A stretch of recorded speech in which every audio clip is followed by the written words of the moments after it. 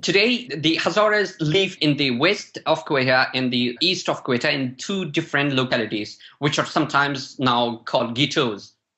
And now the Hazaras cannot move out of their own localities inside Quetta, because as soon as they move outside their own localities, they will be chased, identified, and killed.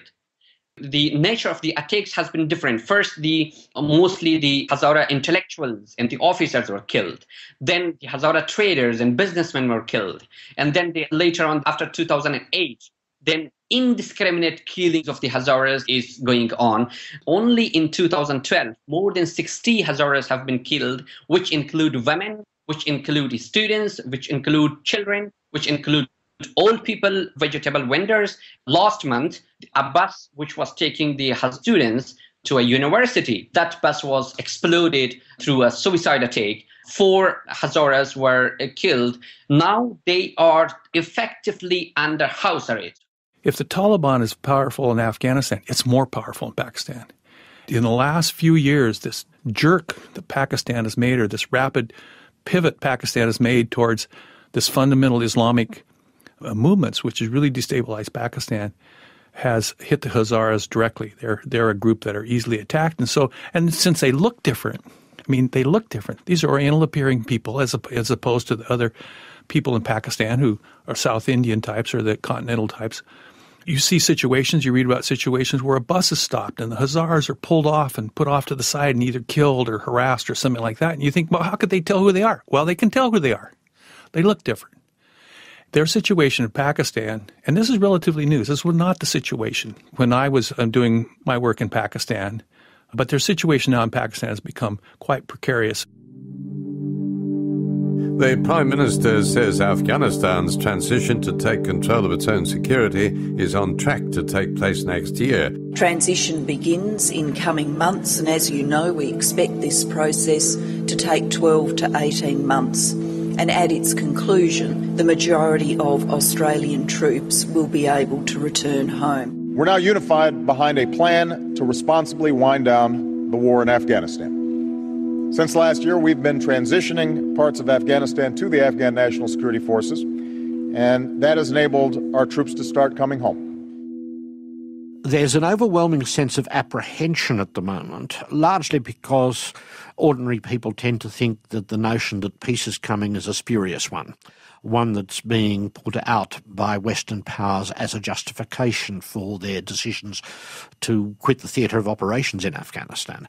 The Taliban have proved to be a resurgent force, drawing in part on the failures of the Karzai government to market themselves to a core constituency amongst the Pashtuns in the south and the east, but more seriously on account of their access to sanctuaries in Pakistan from which they've been able to operate with considerable impunity over the last 7 to 8 years. For this reason, there is a real sense that what's coming is not peace, but either a Taliban takeover of the bulk of the country or a civil war in which anti-Taliban groups will end up being armed by other actors in the region.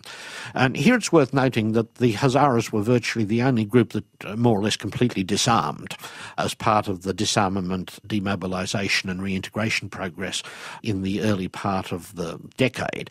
And while some Hazaras have sought to compensate for that by joining the Afghan National Army, the Hazaras have less militia capacity than any other significant social group in Afghanistan at the moment, and that also adds to their sense of vulnerability. The first try is that they should just leave Afghanistan to the neighboring countries. But now, because Pakistan has become somewhat very dangerous place for the Hazaras, now the Hazaras move either towards Europe by crossing Iranian border, or they move to Australia. But this has been also very dangerous. From 2008 up to now, almost 300 Hazaras have died on the way to Australia when the boat capsizes off the Indonesian coast. But still, they are running towards Australia, they are running towards Europe because they do not have any other option. If they stay in Pakistan, if they stay in Afghanistan, they are not sure about their future.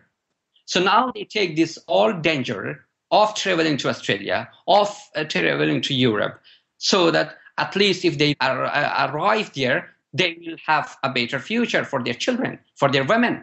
Some Afghan MPs also hold grave fears if unsuccessful asylum seekers are sent back to Afghanistan. Outspoken parliamentarian and notorious Hazara militia leader Haji Muhammad Mahakik believes the asylum seekers will be in danger. He says without doubt they will face disaster in their life. Hazaras make up a large proportion of asylum seekers going from Afghanistan to Australia.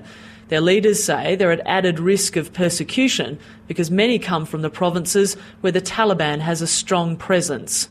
So with the coalition forces due to withdraw from Afghanistan in 2014 and the situation in Pakistan deteriorating, are we likely to see more Hazaras attempting to come to Australia?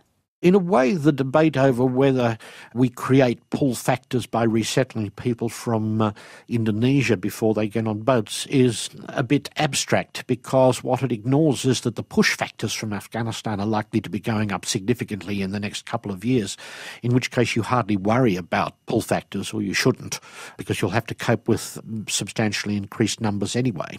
It's simply a rational response to the kind of threats which people see looming over their daily lives. And if you've had a history of being attacked not because of your opinion, which you can to some degree attempt to disguise, but on the basis of what you are seen by others to be, then there's very little that you can actually do to protect yourself if the going gets rough, in which case exit becomes the wisest option. Professor William Maley, Foundation Director of the Asia Pacific College of Diplomacy at the Australian National University, ending today's program. My other guests have been Ahmed Rashid, Pakistani-based journalist and author, Grant Farr, Professor Emeritus of Sociology at Portland State University, and Saleem Javed, an Hazara medical doctor currently working as a freelance journalist in Baluchistan, Pakistan. Stephen Tilley is the sound engineer, and archival material came from ABC Archives and from CBC. As always, you can download this program from the Rear Vision website, abc.net.au/radionational/Rear Vision.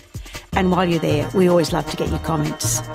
I'm Annabelle Quince, and this is Rear Vision on RN. Thanks as always for joining us.